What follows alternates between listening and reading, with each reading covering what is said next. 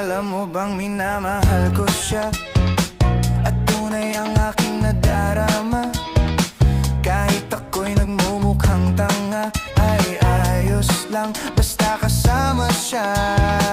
Kahit sabihin pa ng iba, nababaliw na akong talaga.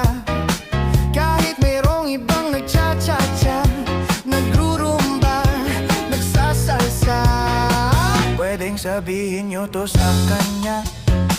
Ang puso ko'y nahihirapan na. Ano pa ba ang pwede kong gawin na uubra upang maakit siya? Palagay kaya